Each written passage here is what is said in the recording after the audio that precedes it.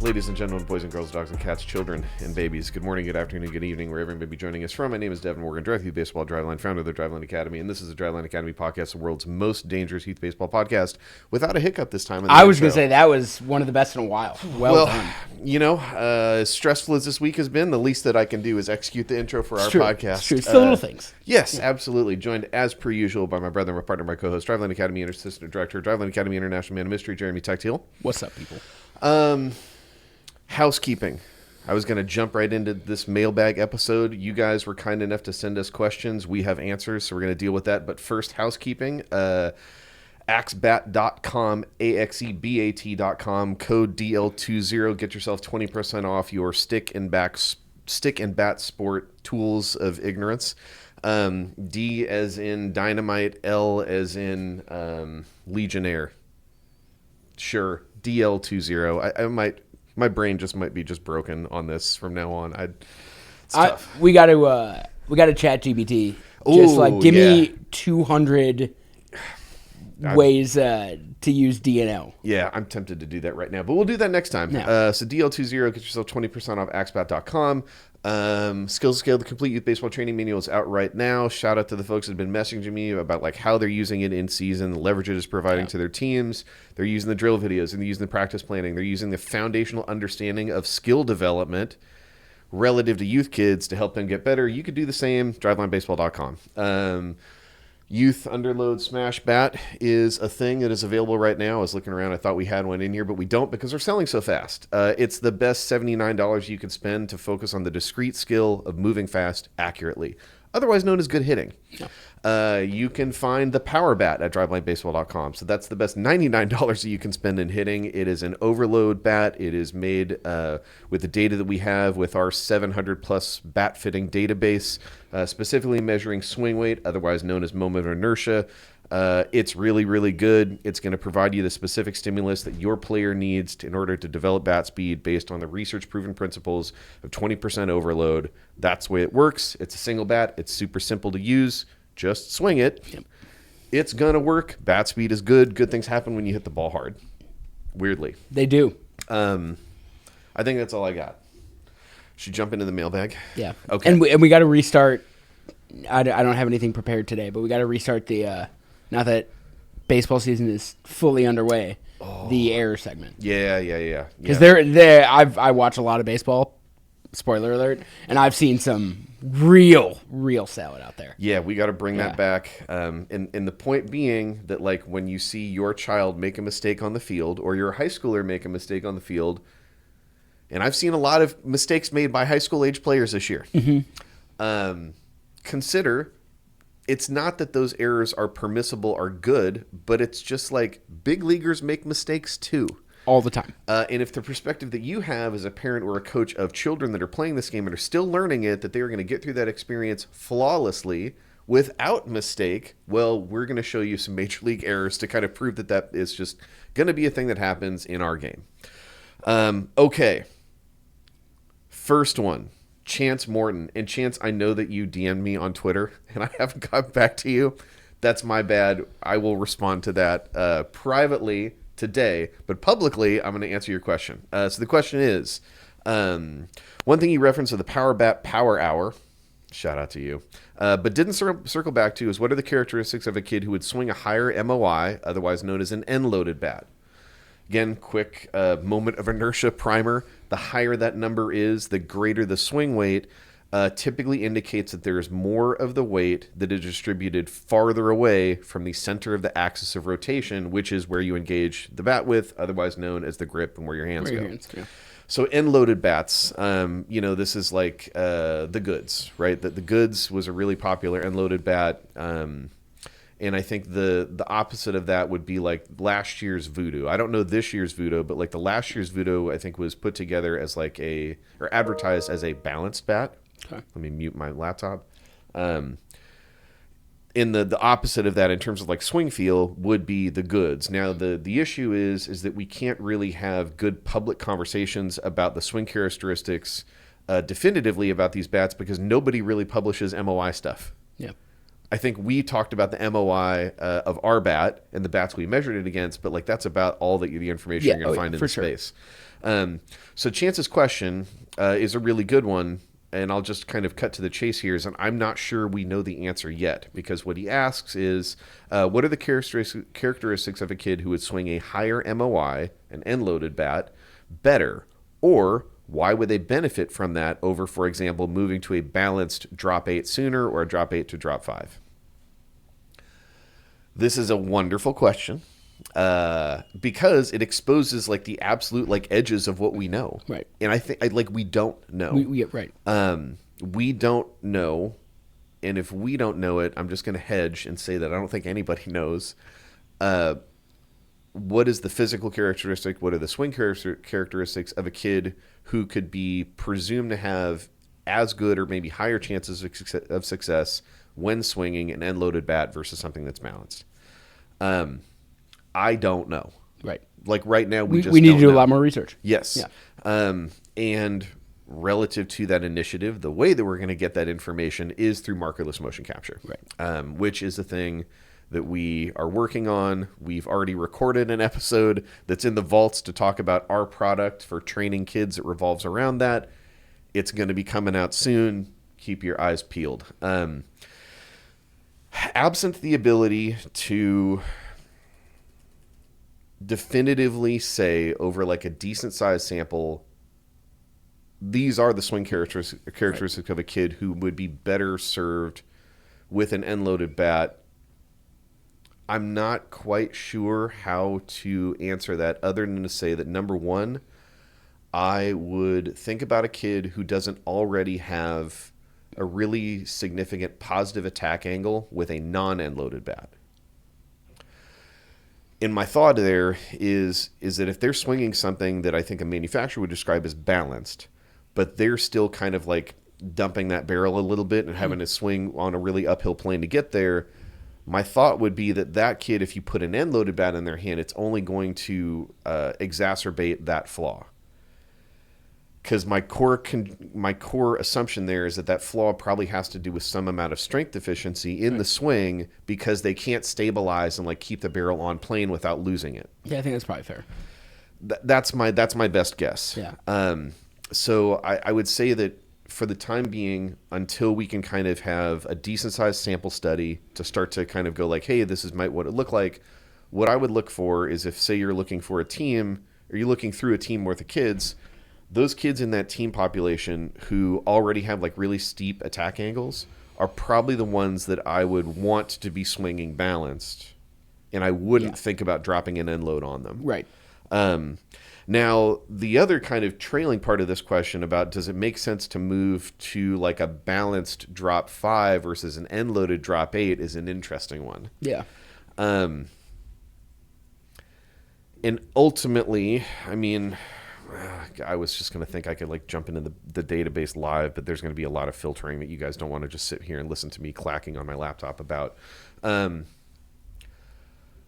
From what I understand anecdotally about the data that we looked at in our bat fitting database when we went through that process of like specifying the MOIs for our power bat, I would really lean towards, if you have the option, a balanced drop 5 over an end loaded drop 8, if the presumption is that you want that kid to eventually transition to BB core. Because even the balanced drop 5s end up having an as high or higher MOI than a lot of the end loaded drop 8s. Yeah. This is just me, like and everyone should probably be transitioning to a BB core at that point. Yeah, so. Absolutely. And again, this is purely my live on the spot anecdotal recollection using my decaying grain matter to try to remember the data in our database. But that's how I would lean. Is I would much more lean towards a balanced drop 5, because you need to be on that road to BB core eventually. Yeah, I would say the same thing. Yeah. Chance, good question. I'll get to your DM later. Let's see. This is a good one. On the episode where you brought in some of the kids in the program, one of them mentioned wanting to do more defensive work. I was curious how that's developed since then. Yes, Koba. Yes. So for anybody that's a newer listener, you can go back probably 10 or 15 episodes and you'll see we did a pod with a couple different groups of kids that are actually in the academy. Yeah, we should redo another one. That was almost a year ago. Oh my gosh. Like that had to have been Has it been that long? early spring last year. Jeez, man. Maybe no. No, Maybe it was early fall. Was it early? Yeah, I feel like it was early fall this off season. No, because they were still 14U. Jeez, that's so we'd have to look at when that was. Yeah, it was a while ago that we did that. So we got to bring them back on, and you can hear how their voices have have changed in the interim there. But I can tackle this one. So we have put in a pretty robust defensive system. To go along with what we do on the hitting, throwing, and strength sides. That was one of the kind of things that kind of stopped us from doing a ton of defense early on. Was we don't like to do things that we can't prove are working. Yes. And defense is really difficult to have proof positive that we have made kids better at doing the things that matter. Yeah. So Connor Reynolds, who we also brought on a podcast a while ago at some point, we're going to do it again soon. He has put in a new system for defensive base running for all of our kids. So that includes a few different things. So base running wise, we now have speed gates with lasers to test, and we are testing the kids 60 times, as well as home to first and first to third. Or first to third. No, maybe it's... No, I think it's both. No, I think it's all... Yes, it is both. I don't know if we do first to third. We may do home to second, home to first, and then first to second. And one of the other things we're doing is we ran a test. One of the things that's become relatively popular at the college and pro level is the little jump start to stealing bases. So you take less of a lead, but you kind of hop into your steal attempt. And we actually proved that our kids were about a half a second faster to second base by having a smaller lead and just doing the jump start, as opposed to taking a larger lead and going from kind of the old school method of stealing bases. Yeah. So that was pretty cool to be able to see that, and our kids knowing their 60 times has been really good for a lot of those kids. So that we've put a decent amount into base running since then. But then defensively, we started the year with a test. So we took videos of every single kid in our academy, fielding ground balls, fly balls, and if they were a catcher, we took some catching video as well, receiving and blocking. The goal was we were trying to get about a sample size of 3 ground balls, forehand, backhand, straightaway, and slow rollers. And similar in the outfield, we were trying to get kids moving to each side and coming in on a ball as well, and then how they feel the ground balls or line drives in the outfield. We did that, and then we graded them based on the video. So we had a 5-point grading system that we graded them on, things like their prep step, their approach to the ball, their weight transfer, things like that, that we graded based on the video we took. And then we assigned grades 0 through 5 for each of our kids, like 3.7 or whatever it was. Then we spent the next 6 weeks, the next block, attacking what was by and large the biggest flaws that our kids had. Retested them, and then rinse and repeat over 3 different cycles. And our kids continue to improve at all of those things that we felt mattered defensively over that stretch. And obviously, it's hard to tell without actually having played games how well it's working. We know, by the eye test and by the video grading system, our kids are better at the actions that make you a better defender. That does not mean that they're going to be perfect on defense. But it should mean that they are better defenders than they were a year ago. And we're starting to see some of that play out in gameplay already.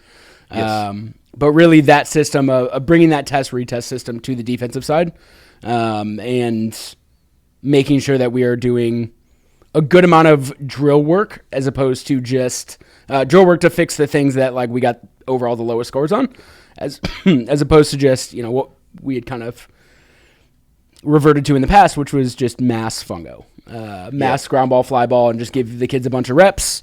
For the kids that are pretty good defensively, that works. For the kids that need a little bit more help or aren't doing it properly in the first place, the drill heavy focus was really good. So, that's what we've done with our defensive system, and I think, by and large, almost all the kids have gotten a lot better at defense and really like the new system, even if they don't like the actual days we record the video because they're quite boring. Yeah, and I think I'm sure that we'll iterate on that system. Yeah. You know, we've got some stuff in mind for how we could harness things like computer vision to take some of the eye test out of this and instead be able to Yeah, we're already on the path there to to use computer vision to grade these as opposed to our human eyes, making things a little quicker. And I think even if we get to the point where we've got the computed vision test to quantify this performance, it's still going to be the same as basically any other skill, which is you can test it in a way, and if you test it competitively, hopefully you're getting really good signal, but it might not one-to-one map into game performance, right? And you can say the same thing for hitting performance, you can same thing for pitching. It's just you do the best you can to train competitively, and then you stress test it in competition. So, if it's not perfect in competition, but it's perfect in the test, then first question is well, is the test competitive enough? Right. To expose what you might or might not see. But Reynolds has done some great stuff. And if you want to go back in the archives, that episode with the Academy Kids is called Listen to the Kids, Special Academy Players episode. That was published August 18th of 23. It was August. Okay. So we must have taken it. We must have done that in July. Yeah, that was, I think, hitting only. June or July. Yeah. And then if you want to listen to that episode with Connor Reynolds talking about youth hitters, that was published in July 28th. So July and August, there's some good stuff. I think we actually had the recap from one of our the tournament championship weekend, which was that's a good. There's some good stuff there. But yeah, and I think the stuff we hammered defensively, and again, we have very at this point small sample size anecdotal evidence of our 12U team has played terrific defense so far over the course of the games they've played. And they're really the only ones who have gotten started yet, although we are starting to get the ball rolling on 13s and 14s very soon here. This weekend, right? Yeah. And things that used to just, fair warning, bug the crap out of me, that our prep steps were by and large really tough. And really inconsistent. And most kids didn't do them. Most of our kids did not have a wide base when fielding the ball. They did not hinge when they fielded the ball. Things like that those are the things that we graded them on. And them knowing that that's what they're going to be graded on has made them focus a little bit more on that and less on just making sure I field this ball. And it's made just their fundamental actions as infielders and outfielders much better. Yeah. They're all prep stepping now. They all have a wide base. They're all transferring their weight really well leading into the throw, which are not things that I could say from years past. So I'm pretty confident, God knows whether or not our number of errors is going to go down because who cares? Sure. But I'm pretty confident that our kids are much better defenders than they were at this time last year for sure, and even at this time 3 months ago. Yeah, agreed. There's going to be some ebb and flow to on-field performance. Yeah. All you can do is try to develop the skill as much as you can, and then you're going to find areas in the game where they expose the edges of that skill, and then you go back to learning again. Right, and it's not, the coaches, I would say generally coaches love to complain about, kids not backing up bases. Sure. Being in the wrong spot on a double cut, things like that. And again, we'll have a lot of those in MLB errors coming up soon. Let's go. But those mental things, those happen at every level of baseball, and those are a little bit more difficult for us to train and quantify. Yeah. Did you backed up the base 10 out of 12 times today? No one, we're not going to sit there and chart that during a game, right? Yeah. So, this is more about their fundamental actions. Yeah. Fielding balls, and I'm confident that's a lot better, even if we are still going to make some mental errors out there. Yeah, it's going to happen. It's going to happen. Okay. Shout out to High Intent. He's got the picture of the Fred McGriff, the famous Fred McGriff video in his profile, so you gotta love it. Fundamentals, baby. Andy Johnson, who is currently the pitching coach at McAllister College, or assistant pitching coach, this is a really good one. Andy says, growing up, I played T-ball at 5U, coach pitch 6U and 7U, machine pitch 8 and 9U, before kid pitch at 10 and travel ball starting at 12. Our youth orgs having kids pitching younger and younger. He says, seems like making a 7-year-old pitch can cause bad habits because they can't throw that far with accuracy. Yeah, trust that feeling. Yeah, lean into that. Andy, I think you're 100% right. And I think all of this kind of comes back, like, why? Okay, what is the thing that is compelling reasonable parents and coaches to look at really, really, really young children and shift real competition, right? Which is that's what, pitching is relative to machine pitch or coach pitch. Why are we shifting like the real version of the game onto these kids at younger and younger? Everybody knows what I'm going to say here. It's flipping conventional travel ball 2024, right? If we continue to professionalize youth sport and we have no bumpers on the lane for how low that's going to go, then of course kids are going to be pitching younger and younger.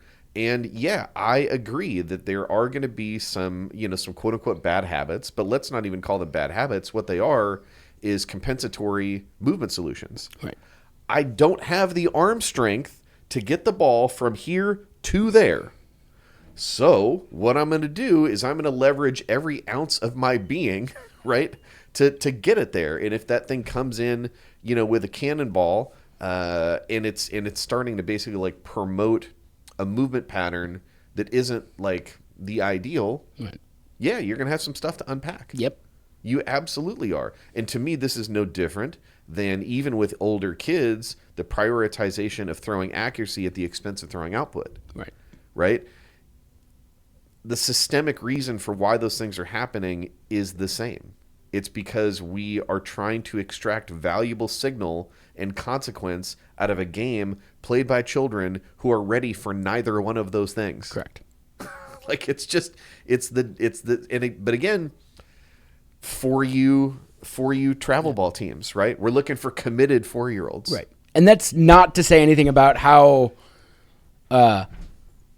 unfun those games are with the lack of action. My Lord. Yes. Like kids are, that's a direct reason why kids are stopping playing baseball. Like one of the reasons is it's boring. Yep. And it is boring to watch a kid attempt to get a ball to the plate and just walk everybody. Right. It's way more fun. And sure, maybe there's like a handful of 11-year-olds, 10-year-olds out there who are just great on the bump. And now we're getting to see this select group who's really good on the bump at 10. But coaches should just be throwing to the kids, and machines should be throwing to the kids so that they can see strikes and hit strikes, and there can be action on the field because that's what the kids want. Yeah, and largely, yes, there are kids who at 7, 6, I might even grant, who are ready to pitch. Right. But those kids largely are outliers. Yes, massively.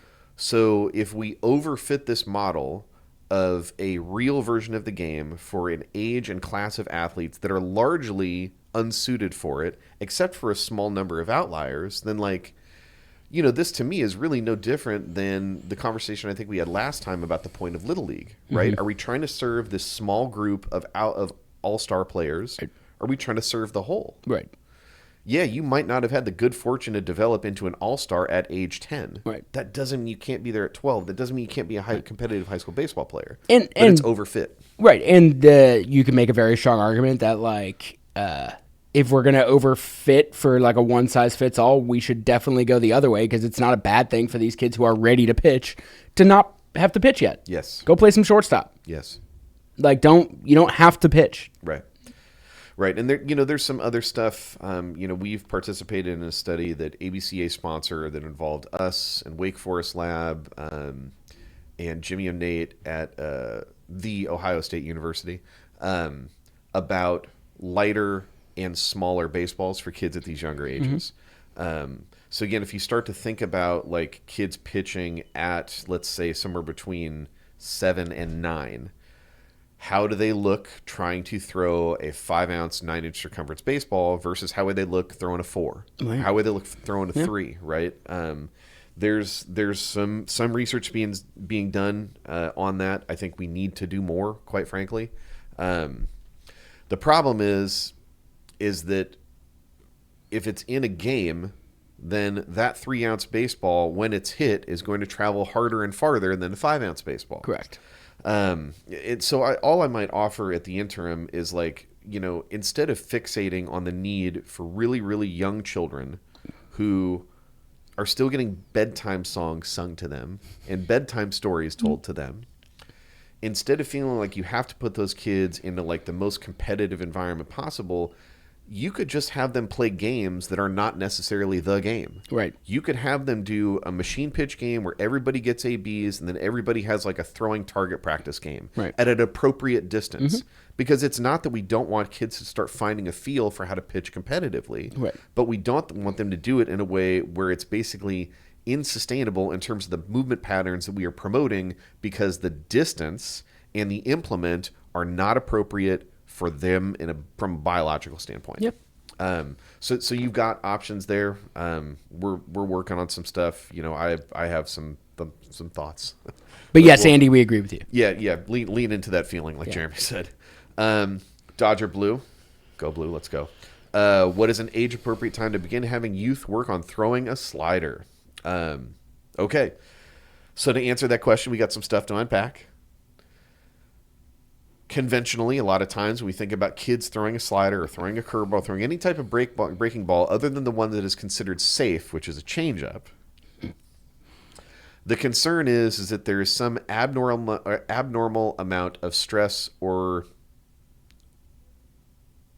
stimulus that's going to the athlete when they're throwing that slider or that curveball that's different than when they're throwing a fastball.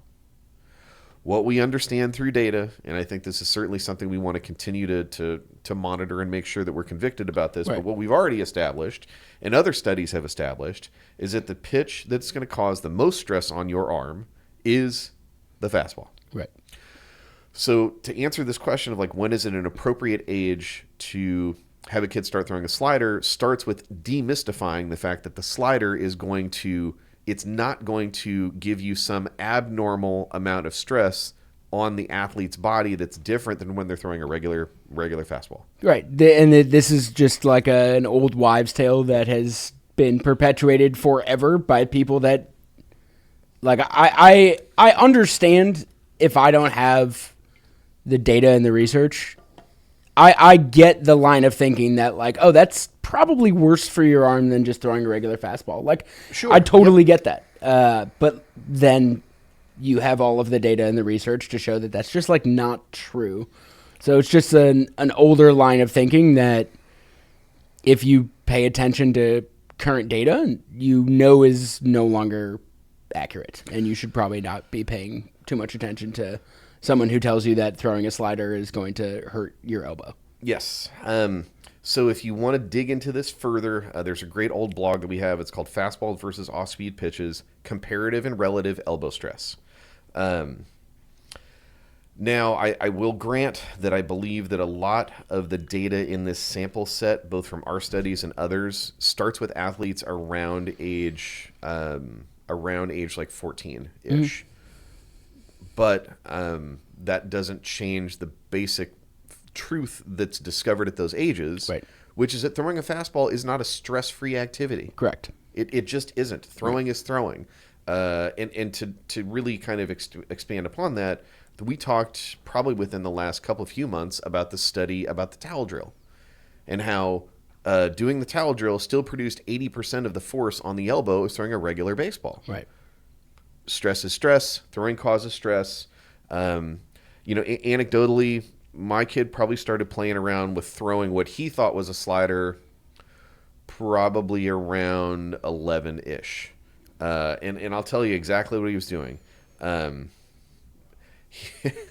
He was basically throwing like a one-seam slider, and he was throwing it exactly like a fastball. Sure. Did it move like a slider? No. Did it move? Kind of. Yeah. But again, real pitch movement is a combination of velocity and spin, and how the spin interacts with the air and Magnus effect of drag and all this other stuff. So I think, it's probably appropriate for them to start like finding a feel for that stuff. 10 or 11, I'm fine with that. Yeah, I would say it probably shouldn't be the primary pitch. Yeah, no one is telling youth quarterbacks of like flag football or 7-on-7 or whatever to not throw a spiral. Right. So like if your kid is old enough to pitch, he is old enough to attempt to throw what is probably a terrible slider because they just can't figure it out, and like they're not throwing hard enough to actually make it a good slider. Their hand size comes into play there for sure, but like, yeah, they're going to try to make it move, and in doing so, they're probably going to have slower joint kinematics than they would on a fastball. Yes, because they're actually trying to make it move more than, a pro guy throwing a slider who is a little bit more just like grip it and rip it. Yes, absolutely. Because he knows how to do it at that point. So yeah. Fred Rodriguez, man, this is a great one. If you could start over with your son, would you do anything differently for his development with all that you know now? I saw that one. I was curious. You do. I don't think I would do anything differently for his development. And you had him, for the listeners, you had him here. February of 2018 is when we walked through the door the first time. Which would make him 9 years old. It was right around his... No, I'm sorry, it was January 18th. It was right before his 9th I was going to say birthday. just before he turned 9. Yeah, okay. It was January, not February. I wouldn't do a thing differently. I really wouldn't.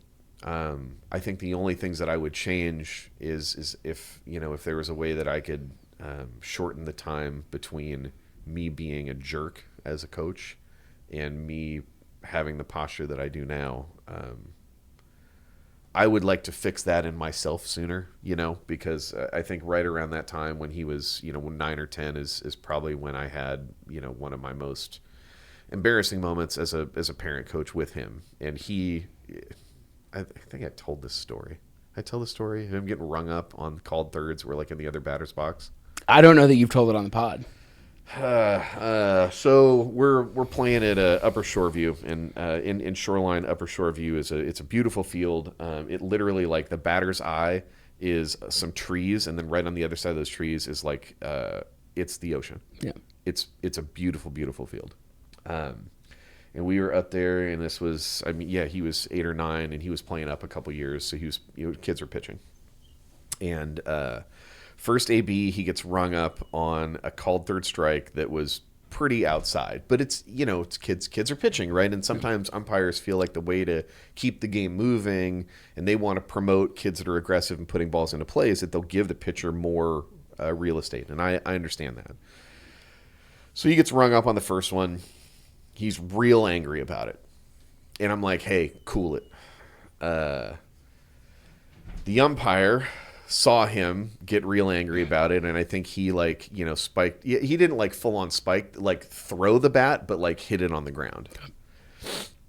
So you take a while to guess what happens the second time he comes up, right? He gets rung up on a pitch that's even just legitimately in the other batter's box, because that's a thing sometimes where you have umpires who feel like, well, I'm going to make my point. And as a former youth umpire myself, I did that all the time. Yeah. When I reffed basketball, if there was a kid that complained about a foul, guess what, man? Yeah, you're going to wear it. Yeah. You are going to foul out of this game quick. Yeah. So he then comes out. He gets rung up on a called third that's just it's in the other batter's box. Yeah. And he starts, I'm pretty sure, legitimately, through the bat. I can't remember if he spiked the helmet, but he got really, really heated. And then where I went wrong is that I saw his energy was real out of pocket and then matched it with my own out of pocket energy. And I'm, it's that thing, I think, as a parent where it's you don't want to see your child acting that way, but you're also embarrassed that you're acting that way. So you feel like you have to take some amount of ownership because that's your kid who's just losing their shit. Sure. And now what I would hope that I would do is say hey, I'm not going to match his energy, and I'm going to be the one that's going to show him, hey, we can maintain our emotions, we can talk through this, and I'm not going to like, it's like the, you want to get nuts? Let's get nuts. It's like the Batman thing, right? And what I did is I got nuts. Yeah. So he's all fired up. He's throwing stuff. He's embarrassing himself. I feel like he's embarrassing me. So then I grab him and pull him off the field, and now we're just like yelling at each other. and it was just like, man, I walked away from that, and in no way, shape, or form did I feel good about it. Yeah. I didn't feel good about it. I didn't feel proud of my choices as a coach or as a parent. And it's not that he should have been allowed to behave that way. It's not that like the core thing that I was trying to help him understand was invalid. It's the mechanism of delivery. If he's screaming and throwing stuff and I'm like, hey, that's unacceptable. You can't act that way. That's not going to be permitted here. That's one thing. But if he's yelling and throwing stuff, then I'm yelling at him. You're permitting it. Right. I'm showing like, hey, I might be the most influential male person in your life, and I'm behaving in the way that I told you shouldn't. Yep. That doesn't make sense. So Fred, to answer your question, I think it's interesting that to answer Fred's question, you said nothing about what you would have done differently in terms of him. It was what you would have done differently in terms of yourself. Yeah. In this journey for him. And I think that's like a really interesting way to answer that question. Obviously, Joe, right? I don't have kids, right? Like he's the one who likes when I say that on the podcast. Yeah. I shout out Joe. I don't have kids. So like I can't answer this question. But I think for me, does he still love playing baseball? Most days.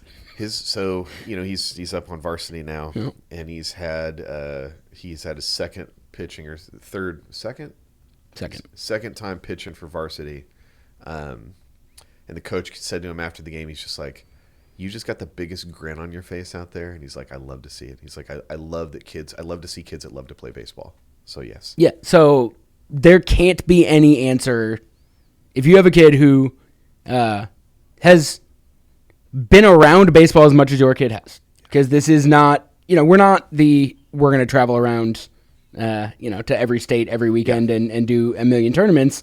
But he has spent 10 to 15 hours of every week of the last 5 years training and around baseball. That's probably 7 years. Right. Yeah. I mean, and for him to still love it. Yeah. That's probably the only answer you need. Like, of course you could have, there's things that, sure. I personally, for Danny, I wish he had taken the weightlifting more seriously at 13. Yep. Right? Like, it hit him end of 14, beginning of 15. But, I would have loved to have done that differently. But also, he was a 13-year-old kid. And, he was still enjoying himself and having fun. So I'm not going to make this unfun by getting mad at him because he's not, he's lifting because we're telling him to. He is not really the aha moment light bulb hasn't gone on of what this does for me. Yep. Yeah, I'd like that to go on as early as possible for every kid. Yeah. So there's things, but at the end of the day, if they have spent that much time around baseball and have improved and gone through failure and they still love to show up and do it, yeah, the answer to that question can't be anything. Yeah, and it's I was talking to a really good friend of mine this week who was telling me his son is 12 and his son is pretty darn good, but he has, I think, a 12-year-old's attachment to the game, which is I love playing baseball when I'm playing it. Sometimes I don't feel compelled to do the work that I need to do when I'm not actually on a field.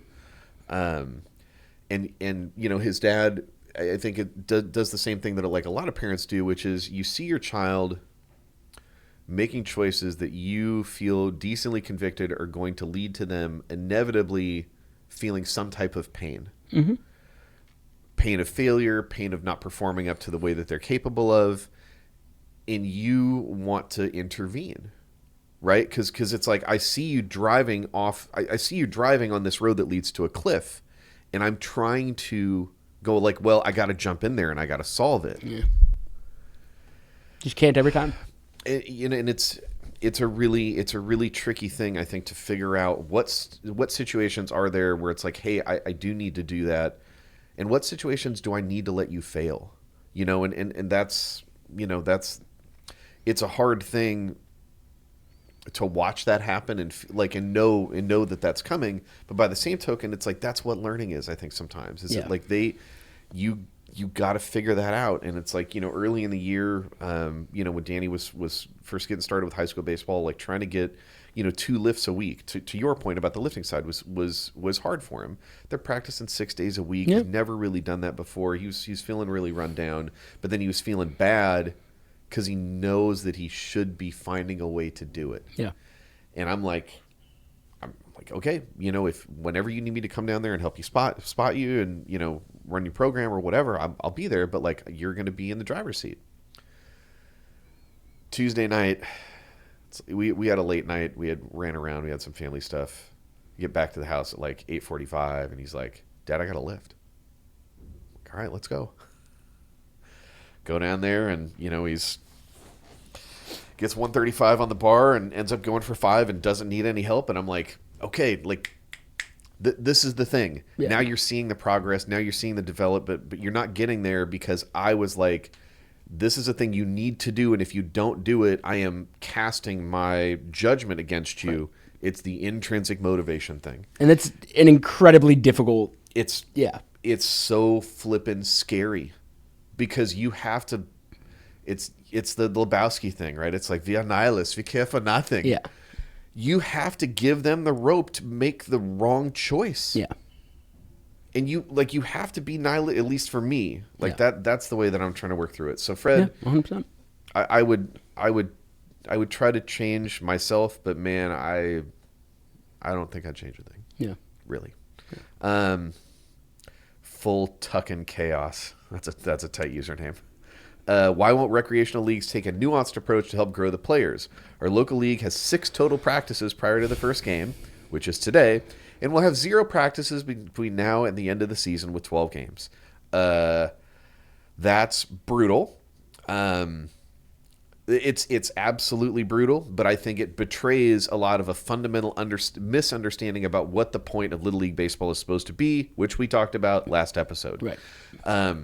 If you don't believe that the point of Little League Baseball is to develop skill and engagement, then you have no tolerance for anything that doesn't deliver the skill that delivers the skill development piece. That's wasted time. Right.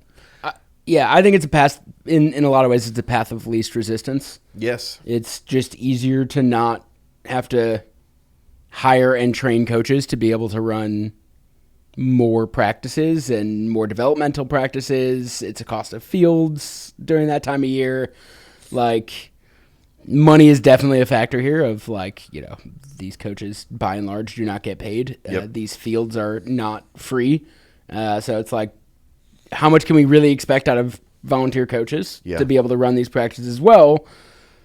Not a whole lot. We would have to sink some resources into coaching to make those practices run well. We'd have to sink some more resources into the fields. Yep. And I just don't know that there's an appetite to spend that kind of resources on those kind of things. And the other trailing thing with that is the commitment of the parents. Yeah. Because, my local Little League, I was in the same situation as you, where once we got up to speed, we had 3 games a week. Mm-hmm. And I knew that if that's what it was, we were just going to be showing the skill in games that we started with. Yeah. We don't have time to develop anything. So what I did is I did 2 things. I had my kids show up an hour before the game, which gave me like 45 minutes to run a short practice before the game. So we could actually work on that stuff. And that worked because the parents are taking the kids to the game anyways. Right. What's an extra hour? Right. So that was one thing that I was able to do. The other thing that I did is I just ran, optional practices on the off days during the week. Or if we didn't have a game on a Saturday for some reason, we'd do like a Wednesday, Saturday, Tuesday, Thursday, normally Wednesday, Saturdays. But the problem is sometimes is that you've got those parents who are trying to get a kid to the field 3 days a week is a lot. Yeah. and they couldn't, they couldn't make those other 2 days happen. So I guess what I would say is that, like, I understand what you're saying, that like your league, the inherent structure doesn't allow you to get enough practice time, and that's not good, and I agree. I would talk to those people that are running that league and see if there is a patch of dirt somewhere, much less a field, where on off days you can run optionals. Right. And maybe you don't even run optionals for just your team. Maybe economically, the way that you justify it to the league is it'll just be like an open thing. I can take 12 kids. Yeah. And if any X amount of kids from my team, from other kids in the same division, they want to come, you can find a way to do it. And I think the only thing that I would do in the aftermath of that is advocate to your league, like, hey, remember when I was running those optional practices and those kids ended up getting a lot better over the course of 90 days? Well, maybe we should do more of that. Yeah. Like there's a way that you can do it. Caleb has a good question about, just kind of like tournament providers. That I don't know is really applicable to many people that are in the Northwest. Here we're doing a lot of GSL, and then the Seattle Elite League is what our kids end up playing in. Yeah. Generally, we have have some PG stuff too. Yeah, we've got them split a little bit. So geographically, PG is generally, and this is for the local Seattleites. Yeah. But it's generally like North King Yeah. County and Snohomish County. So it's more north of Seattle, or the north end of Seattle and north of that. We Driveline are located in South King County. Most of the tournaments in this area are from, it's kind of like a geographic split, whereas like South King is mostly GSL, which is our tournament provider. Yeah. So we'll kind of split between the two of them. We'll do some up north. We'll do the majority of them are closer to Driveline, so they're GSL. Yeah. The Seattle Elite League, which you mentioned, is all covers North and South King. Yep. And even in some cases down to Pierce, which is Tacoma. Mm-hmm. And that is a league that a lot of our teams are in. It's a pretty competitive league that a lot of our teams are in. Our less competitive teams, we have another, like our more developmental teams, we have a less competitive league that we have them in. Yeah, that's a little bit more local. Yeah, a little bit more local than the Seattle, which obviously has got some travel if you're going. Yeah. We'll play teams that are 45 minutes away or so. Yeah. And then he asked for a Driveline facility on the East Coast on the horizon. We're working on some stuff. Just, we're working. I mean, I feel like we can confidently say yes. We will be on the East Coast. Yes. To answer his question, is it on the horizon? Yes. Yeah, it's on the horizon. Yes. It is. Yes. You can see it on the horizon. Yes. Rusty Plunkett, that's my guy. Rusty says, I love the book. Hey, he said it. I don't. Skill complete the baseball training manual. The YTP macro and micro schedules are the perfect outline. And then his question, if you didn't have athletes dedicated to year-long development and instead had 6 months, including the 3-month competition summer for a rec ball team, how would you alter your approach to maximize development? Great question. It's a really good question. Okay, so let's think about it. We got 3 months in summer that we're for sure going to be competing. Yep. And let's assume that it's like summer competition. So we're probably going to have an inordinate amount of games relative to practices in that phase because that's just going to how it's play out, right? Yep. So that means in our 3-month window, we really got to try to maximize our development opportunities. Yes, but it also means that probably about half of that 3-month development window has to be an on-ramp. That's what I was going to say. Somewhere between the first 4 and 6 weeks is what you would want to have as your onboard, probably. Yep.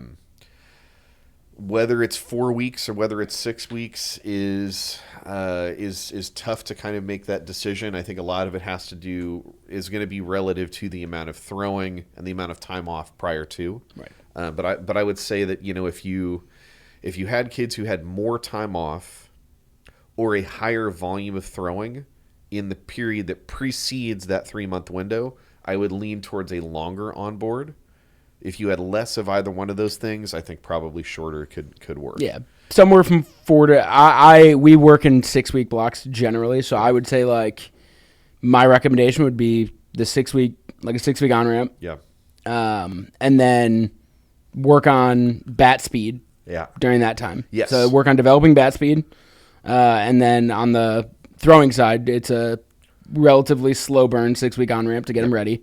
As soon as that 6-week on-ramp is done, I would do like a velo phase. You thinking 3 weeks, 4 weeks? Well, so hold on. I would do a velo phase and pair it with a bat to ball phase on the hitting side, as you're about to lead in the competition. Now, one thing we are going to test up here a bit over the next year for next year's velo phase for sure, as well as for the Arizona velo phase that we have going down a little bit earlier than ours up here, is splitting up that 6-week velo phase into smaller 3-week blocks within the 6-week phase. Yes. So really, I would do a 3-week velo phase and a 3-week sort of like intended zones / command phase where we're still trying to throw hard and keep our volume and intensity pretty high. But the goal of those would not, especially as we're, in the month before competition, the goal is not just to pull down and, who cares where you're throwing and just like let it eat. You'll get a couple weeks of that, and then a couple weeks of like, we still want you to throw it hard, but like we actually care where it's going this time, as sort of like a blend to competition. Yes. Yeah. And then you've got 3 months of games. And then you get 3 months of games. And I think the only other thing that I would think about with that 3 months of games is that you probably want to also think about periodizing your throwing volume. Oh, yeah. Because in that kind of construction, you're getting the velo phase done, and you're getting, what we would call intended zones, or basically, hey, we've got some new toys. Let's make sure we can play with those toys effectively. Effectively. Yeah.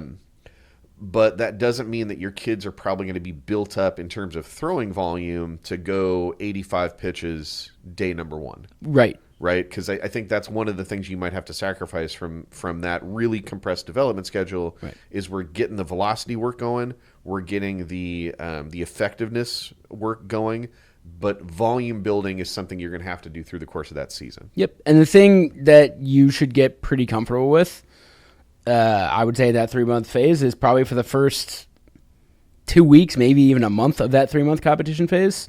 Be comfortable losing some games because you threw some arms on the mound that weren't great. Yeah. If you throw all the kids for a short amount of times as you build for like a short amount of innings as you build them up, by month 2 for sure, and probably even like week 3 or 4, you will have a pretty good idea, and you might find some arms that you didn't think were going to play a role. That's right. Now you have some extra arms because, they don't look great in practice or whatever, and then they get on the mound in a game, and, we might actually have something here. He's a little bit of a gamer. The only way you can find those is by being comfortable putting kids in situations that you might assume they're going to fail in. Yeah. And, be totally okay if they do fail in that situation. And, hey, for that first, I got 12 kids on this team for the first 2 weeks. Basically, I'm piecemealing my games by, we got 3 games a week. You're going to probably go 6 innings in each of those games. So you got 18 innings of pitching to cover in a week. Let's go an inning to 2 innings for all 12 of those guys to cover those 18 innings. And then slowly start to push more of the innings to the best arms. Yeah. And then by the end of the season, you're hitting your middle to end of the season, you're hitting your prime shape, which is what you want to do anyways. Yeah. You want to play your best baseball as a team when it matters. It matters the most. Yep. Right. And that's what this approach still allows. Even within a 6-month window, you can still get that stuff done. The micro and macro schedules to do it are available in that book right above Jeremy's head. Okay. This is a quick one. Most of my 13U team swings 31, 26, drop 5 USAs. Which power, and he says speed trainer, but I think he means youth underload smash trainer. Should we buy 30 or 32? Go with the 32s. 32s are going to be much more appropriate, not only for the drop 5s that they're swinging right now, but the BB cores you're trying to transition them into. You could, suppose you can make the argument that the 30 youth underload smash would be fine, but I would just have them swing the 32s because they're probably going to be moving to 32 gamers again within the next 12 months anyways, if they're already swinging 31 drop 5s. Yep. So that was Michael Smith. Shout out to Michael. And then the last one we got, Dave Stewart, but probably not the Dave Stewart of my childhood. But I don't know, maybe. Dave, if so, thanks for being a listener. Doubt it. Doubt it. Terrible GM of the Arizona Diamondbacks. Was he the GM? Oh, he was the GM. That's right. Yeah. It was It was not good. Go read about it. There was some conflict of interest going on there. Yeah, there was some stuff. I digress. Yeah. Do you guys have any in-gym long-term athletic development data from the last couple of years? I remember the November 2022 episode you guys mentioned you were starting to collect. Shout out to you, Dave, for being a long-time listener. Wondering what those numbers are looking like now. Thank you for all that you guys do for youth baseball. So first of all, Dave, thank you to you, even though you are not the GM of the Arizona Diamondbacks. Yes, we got data. We got a whole bunch of it. I think at some point we need to sit down and figure out how to, like, almost like Kyle Wassenberger's, like, the Open Biomech Project. Yeah. Like how we can start to publicize some of this stuff. So yeah. Connor Stratton is our high performance coordinator in Academy. Yep. He's the man. Stratton is so flippin' good. But one of the things Stratton's been able to do is, like, I'm literally looking at his, you know.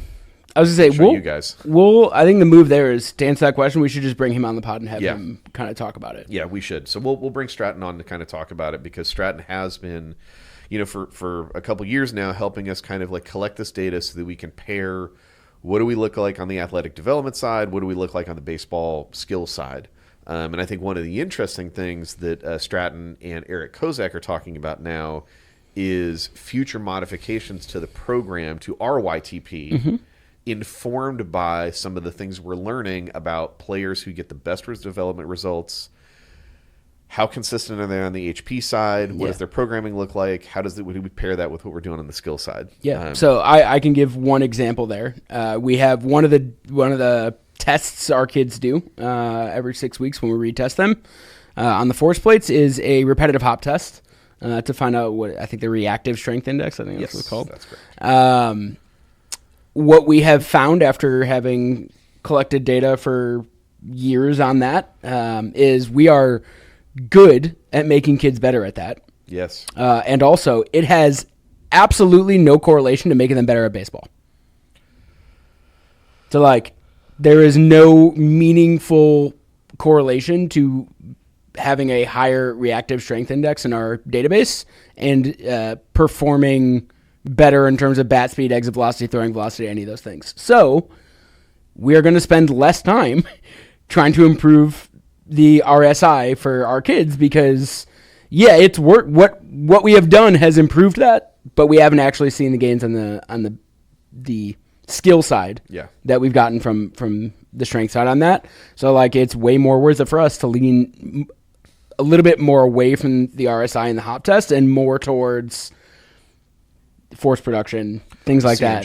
CMJ, the squat jump, things like that, where we do have direct evidence that correlates to hitting harder, throwing harder, swinging faster, things like that. So, like, pieces like that where it's not like we're learning that, like, oh, we're not getting these kids better at that. It's like, oh, we actually got these kids a lot better at that, and it didn't make a difference. So, like, let's spend less time on that. Yeah, on that specific test. On that specific test and on programming that we give kids in the weight room, specifically designed to increase their RSI. Yes. Because, we give them these jump tests, and then we try to program them based on lowest hanging fruit. Yeah. We're no longer really going to look at RSI as the lowest hanging fruit because it's a fruit we don't even want to pick anymore because there's not... We can't gain anything on the skill side from it. So and I can put a little bit like some real data to that when I look at Danny's stuff. So the first RSI, reactive strength index, otherwise known as our hop test, that he did was in October of 2021, and his RSI was like a 1.8. Going into February of 2024. It was a 2.62, but that was less than the all-time peak in 2023 of 2.82. But one of the things that changed from 2023 to 2024 was a lot of body weight. And that's one of those things, right? But I think if you look at his CMJ stuff, that there's a lot more clear signal there. His counter movement jump in terms of watts produced, again, October of 2021, 1,904.5 watts. In February of 2024, almost doubled, 3,649. Yeah. So we still know and feel highly convicted that athletic composition, strength, and force output matters. It's just that there are some ways that we test that that we think are, if we focus programming on improving performance in that specific test, is less valuable than some of the other tests. Right. It's ROI, right? Yep. Like we're going to invest less time trying to make their RSI better Yes. because our time is way more valuable if we spend it trying to increase their squat jump or their kind of movement jump or things like that. Yep. So Absolutely. it's really just playing with the sliders. It's not like we're not going to care about that or not going to test them in that, but it does, like collecting all this data does constantly inform our programming and slightly change our programming and things along those lines. Yep. Absolutely. That's all the questions we got. Some great questions, Good guys. And I'll end on a quick story that I would hope is valuable for. I hope it's valuable for somebody other than me. So my kid's playing high school varsity baseball now. He got moved up, and he's starting to get some ABs, and he is finding failure as a hitter in high school more than he's ever had in his life. And because of that, we've had some conversations about what it means to actually struggle and fail. Now, this all came into acute focus on Wednesday. He's starting, and he gets a chance to start in right field because their senior starter in right field is sick. So my kid, who's not played a lot of right field in his life, but is capable mostly of being able to play competently anywhere on the diamond, which again has a lot to do with this question of would I do anything differently? And I think having him have opportunities to play all over the field instead of deciding that he was a shortstop only at, I don't know, 7, I think is giving him that shot where it's they just need a body and they want to give him some ABs. He's really happy to be able to receive them, so he gets a chance to go out there and play. Made some plays, didn't screw anything up, so everything went well out there. But the pitcher that they saw, it was the first time he saw a big time arm. Kid was sitting 84, 86. Oh, it's not even that big time. Well, but for him, for a freshman, right? It was is pretty revealing. So first AB gets in a 2-2 count and lines something hard backside at the second baseman that was hard enough to kind of eat him up and get in the outfield. He's able to stretch that into a double because the right fielder kind of bungled a little bit, whatever. Second AB though. It was he worked the count a little bit, but the kid put him away with just an absolute bastard curveball, and it was the first one he had thrown all game. Had to throw it to the freshman. Third AB, he struck out again on a kid that he was just a little bit late on. So, anyways, we get home, and as per usual, I'm not starting these conversations. And if he doesn't want to talk about the game, we're just not going to talk about it. But he wants to talk, and he's like, "Oh, I had a terrible, terrible game," and I was like, "All right, so now we got to talk about context." Yet again, you ring your buzzer if you're waiting for me to say that word. And what I said to him was, number one, you are finding the thing that everybody finds in this game if they play it long enough, which is the absolute edges of how good you are relative to the competition. You should find that. But the point that I made to him was by finding that edge now, because you got a chance to play varsity, you are literally 12 months ahead on your timeline because you wouldn't find that edge playing JV. Right. You're not seeing a kid throwing 86 with a FU curveball. Right. You're not going to see that.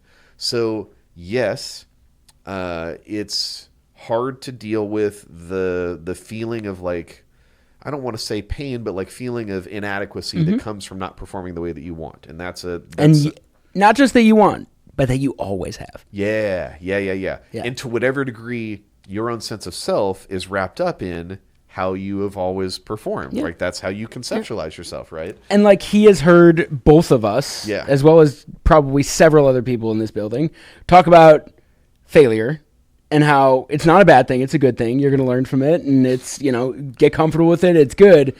And hearing it is one thing. Having to be the one who goes through it is an entirely different thing altogether. Yeah. So, but I think being able to put it in that framework that, like, look, this is a lesson that you have to learn in this game. Yeah. But it's a good thing. Yeah. Because you advance the timeline. I think was, for him, I think seems to have allowed him to find finally some context for kind of what it means. Because right now he's having a lot of success on the plate. On the mound. Yes, he is. On the mound, it's going real well. At the plate, he's struggling. But I think, which is also an incredibly new thing for him. Yes. To have the one work and the other not work isn't that new, but it's always been the other way around. It was always the other way around. So I don't know. I wrote down a note about it, just like advancing the timeline, because whether you're a 9-year-old that's playing up a little bit, or a 12-year-old playing with 12s that are all bigger than you, or a high school kid that's getting a shot for some varsity experience, that framework of understanding that, like, look, finding the edges is a good and valuable thing because it's signal that tells you the stuff that you need to work on. So if you can get that sooner, this to me is no different than, like, what you said about if he had realized that weightlifting is something you should take a little bit more serious at 13. He learned that lesson at 15 because he did end up taking it serious, and then he saw the gains that came with it. So this, well, in a way, he had to. He got hurt. Yeah. So he was like, all right, well, how are you going to spend your training academy? How am I going to try to get better? Because you can't do this thing. Yeah. Right. I need to get better. How am I going to do it? Oh, it turns out that thing actually helped me get a lot better. Right. So I don't know. I wanted to put that out there because I think if you're a parent or a coach that's kind of dealing with kids who are finding the edges of their competency in this game, that framework of explaining to them from a standpoint that, like, you're advancing your timeline, you're learning something now, maybe earlier than you otherwise would expect to, but that's a good thing, is a great way to, I think, frame this thing for kids who at first glance are going to be very binary. Yep. I think this is almost more of a conversation about expectations than context. Yeah. Because, you saying this, there's another fine young man on my team, even though his hair looks so dumb. It's the worst. It's the worst decision you've ever made, Lincoln. It's the worst decision you've ever made. But he was a varsity from the jump this year, and had very high expectations going into tryouts that were met with him being on varsity, and has very high expectations for himself. Yeah. Pitched into the 7th inning last night in a varsity game against one of the better teams in the state. And he is also still struggling with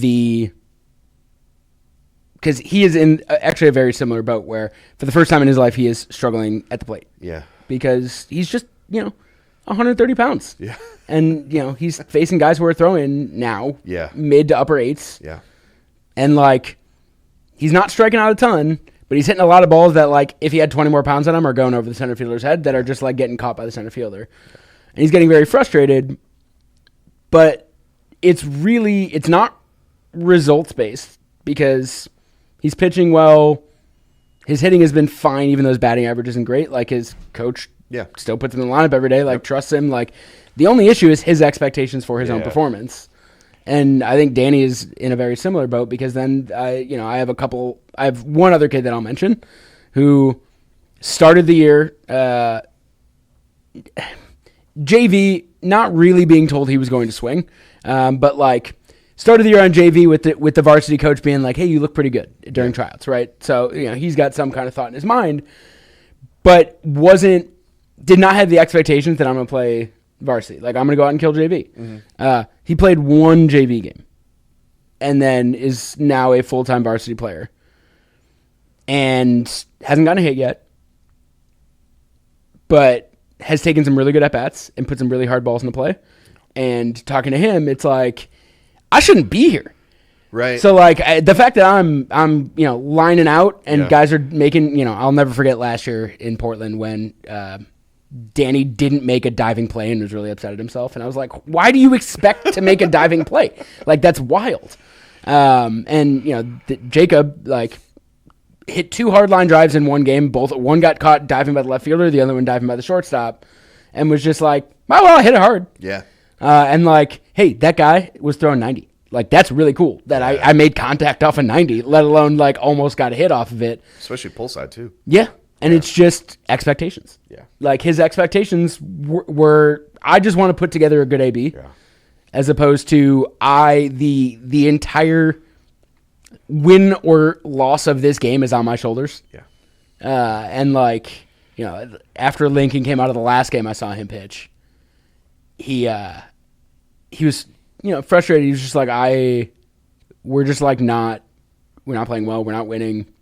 I feel like everyone else is winning or whatever. And I was like, why do you feel that way? He's like, what do you mean? I was like, why do you feel like everyone else is winning? He's like, well, I don't know. I just feel like, and I was like, Lincoln, not one of your teammates is on a team with a winning record right now. Yeah. Not one kid on my team is playing for a JV or varsity team with a winning record. Yeah.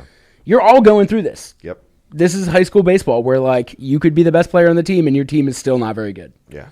Because you're going to have kids who are a little bit more green to baseball because depending on the high school program, you just got to take some of those kids. Sure, and if those teams come up against a team that has a lot of upperclassmen that have been doing this for a while, and they know what they're doing, it's really easy to see why, all these schools aren't on the same cycle. Correct. They're not on the same cycle of we have X amount of seniors that are going to leave this year, we're backfilling them this way, yada yada. There's a ton of variance there. So I think it's having the right expectations at the beginning of the year of what does a successful high school baseball season look like for me, and kind of setting your expectations at the beginning of the year and then sticking to them.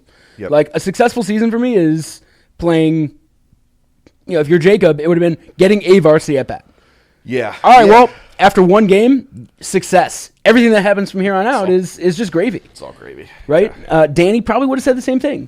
Being able to be a full-time varsity player by the end of the season would have been his goal.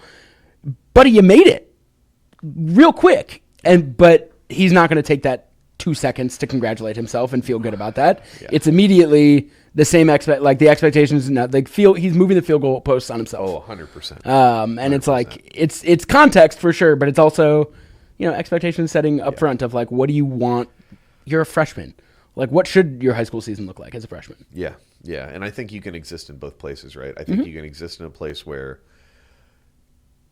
your expectation of your performance is a constant because you believe in yourself and your ability, but you can also, this is the thing that Dee and I say all the time, it's just engage the rational mind, right? What is a reasonable expectation for how I should be doing here? And it's if we're still batting maybe around 300 at the plate and we're number 2 on the team in K through 9 and swing and miss percentage, on the bump, right? We're massive wins. We're good. Yeah, we're good. We got 3.5 more years to do this. Yeah, we got a long time horizon. So the only other thing that I had that I wanted to throw into today's pod, because the last pod we did, we talked about the Little League, the point of Little League. I was at Danny's game last Saturday. Before I went to Danny's game, I went to a doubleheader for I'll throw names out. Why not? For West Seattle High School. Yep. It's a very good baseball program. One of the few in the area that's got 3 teams. They have the varsity, they have a JV, and they have a JVC/freshman team. There are not a whole lot of schools in the area with a freshman team, with a third team. So they play less games than everybody else because it's hard for them to find opponents and they schedule less games than everybody else. I went to their 3rd and 4th games of the season because rainouts are a thing. So they'd only played 2 games up to that point. And that was one of the best JV teams I've seen all year. Yeah. And it was their JVC freshman team that has barely played. And I'm sitting there, and it hit me that, the biggest reason for this is that is one of the best. West Seattle Little League is one of the best Little Leagues we have in the state. They do such a good, and I can tell you intimately, the thing that they do a great job of is coach training. Yeah. And I'm not they just were saying here. that. I was going to say, you brought them on, they were up on the podcast episode not that long ago because they were one of the ones who came in here and did coach clinic. Yeah. And when you invest those kind of resources in your Little League, the product you get is a banger of a high school team where their C team is going to go out and look better than most teams' JV teams. Yeah. Like their top JV teams. Yep. And like honestly, I think that team, that JVC team, could probably compete with some of the varsity teams I've seen that are out there. And it's like that's what a good Little League program should do. Is they should provide your high school with a ton of really good players and some difficult decisions on playing time and roster construction and things like that. Yep. That's one of the huge benefits of a great Little League. Yes, and having it orient for that outcome and not the optimization of like 12 children. Of winning at 12. Yeah. And you know what they do? They do both. Well, right. Yeah. It's because if you do one really well, the other one just kind of happens. Yep. 100%. 100%. I mean, you might only have, if you have a Little League that has like 8 kids that are playing travel ball, and by virtue of that, they're getting more reps and they're a little bit more game savvy, they might have a little bit better baseball skill.